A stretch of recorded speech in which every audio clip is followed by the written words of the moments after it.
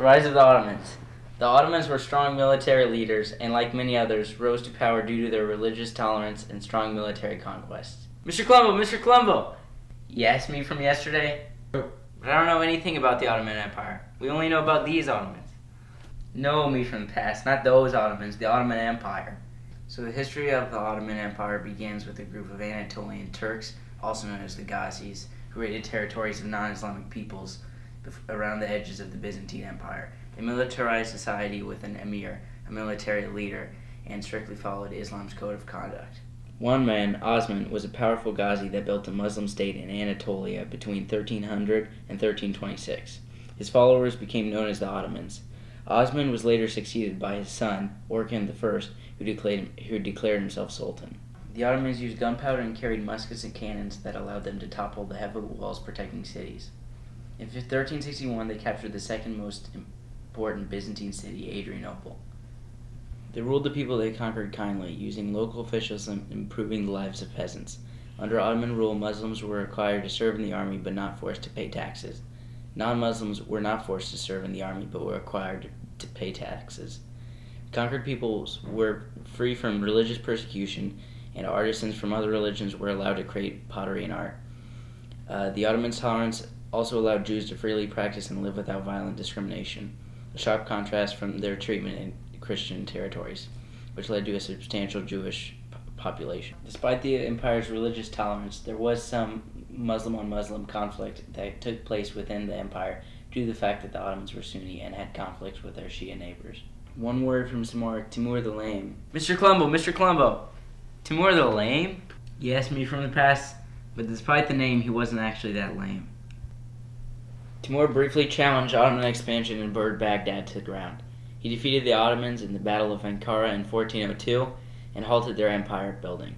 When he turned his attention away from the Ottomans and towards China, a civil war broke out among his sons in the Ottoman Sultan, which was won by Mehmed I. His son later continued his conquests, which marked the beginning of the empire's expansion. Mehmed's grandson, Mehmed II, also known as Mehmed the Conqueror, assumed power in 1451. Constantinople had shrunk and only controlled the Bosporus Strait, which would cut off the traffic between Ottoman territories on either side.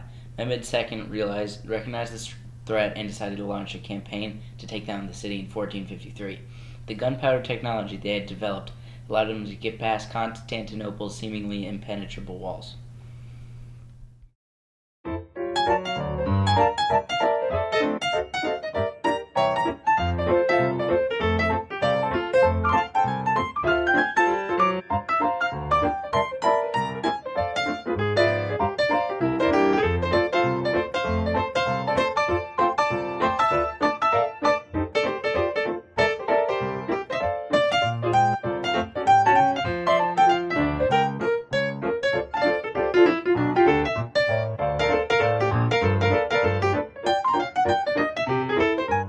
Topkapi Palace, the administrative and educational center of the state, as well as the residence of the Ottoman sultans, was later built here by architect Mimar Sinan. Mehmed II went on to conquer other territories and allowed people from many religions and backgrounds to flow through Constantinople, which is now called Istanbul. Mehmed II's grandson, Selim the Grim. Mr. Colombo, Selim the Grim? Why do these people have such funny names? I don't know me from the past. Though they might not have been the best at names, they were very good at conquering stuff. And they had cool hats. Anyway, Selim came to power in 1512 and conquered most of the Middle East and parts of North Africa. Selim the Grim's son, Suleiman the Lawgiver, also known as Suleiman the Magnificent, was a strong military and naval leader who conquered more of North Africa and Central Europe as well as Central Asia.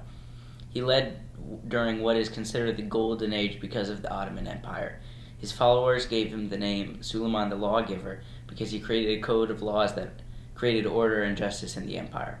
He based his social structure along this law code and addressed criminal and civil issues, simplified taxes, and reduced bureaucracy.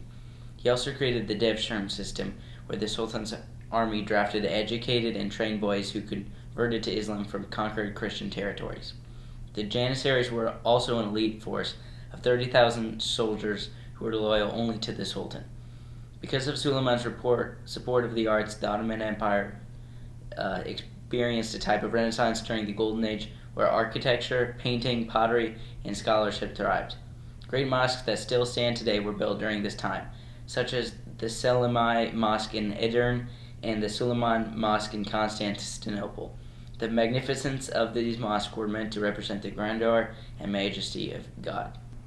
So, what caused the decline of the Ottoman Empire? Well, after the Suleiman the Magnificent's reign, the transfer of power between sultans became strained.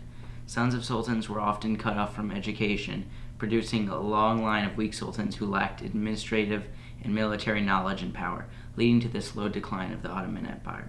So, in conclusion, the Ottomans went a mile through their military, taxes, gunpowder, religion, and tolerance.